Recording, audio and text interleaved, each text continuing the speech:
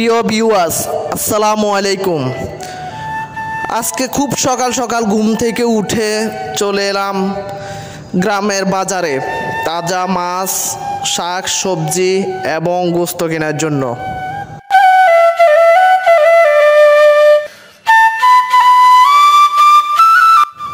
আজকে গ্রামের বাজারে হাট বাজার, তাই তাজা সবজি, তাজা মাছ, তাজা মাংস সব কিছু নিয়েই পুরা বাজারটা ভরপুর হয়ে আছে। তাই ভিউয়ার্স, আপনাদের সাথে আজকে বাজারটা শেয়ার করব।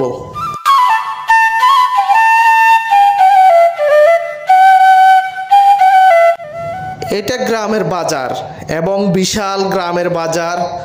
যেমন মন চায়, যতটুকু মন চায়, যেটা মন চায় এই বাজার থেকে আপনারা কেনাকাটা করতে পারবেন মন ভরে। 4-5 গ্রাম মিলে একটা শুধু বাজার, তাই মানুষের যত বাজার লাগে এই বাজারে সবাই কেনাকাটার জন্য চলে আসে।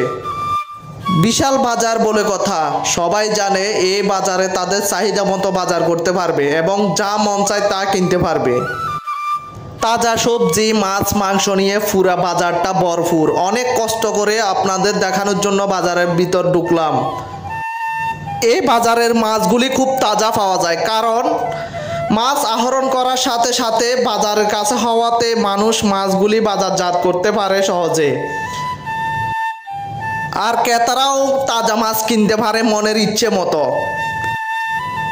বাজারে সবচেয়ে বড় আকর্ষণ হচ্ছে ইলিশ মাছগুলি। বিক্রেতারা কত সুন্দরভাবে সাজিয়ে রেখেছে ইলিশ মাছগুলি, অসাধারণভাবে সাজিয়ে রেখেছে। তাজা ইলিশ, বড় বড়, রংটা ঝিকিমিকি করতেছে, কালারটা সেই রকম, একদম দেখার মতো। বাজারটা খুব সাজানো গোছানো, যেদিকে সবজি থাকবে সেদিকে সবজি থাকবে, যেদিকে মাছ থাকবে সেদিকে মাছই থাকবে, যেদিকে মুরগি থাকবে সেদিকে মুরগি থাকবে, যেদিকে গোস্ত, খাসির গোস্ত, গরুর গোস্ত থাকবে সেদিকে খাসির গোস্ত, গরুর গোস্তই থাকবে, এবং যেদিকে ফল থাকবে সেদিকে ফলই থাকবে। অসাধারণ একটি বাজারের পরিবেশ। যেদিকে মুরগি রয়েছে সেদিকে নানা জাতের মুরগি রয়েছে, দেশি বিদেশি ব্রয়লার মুরগি রয়েছে। ক্রেতারা যেমন মুরগি চায় তেমন মুরগি কিনতে পারবে এই বাজার থেকে।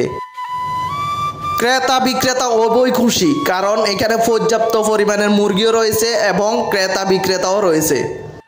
প্রিয় ভিউয়ার্স, গ্রামের হাট বাজার কেমন লাগলো অবশ্যই কমেন্টস করে জানাবেন। খোদা হাফেজ, আসসালামু আলাইকুম।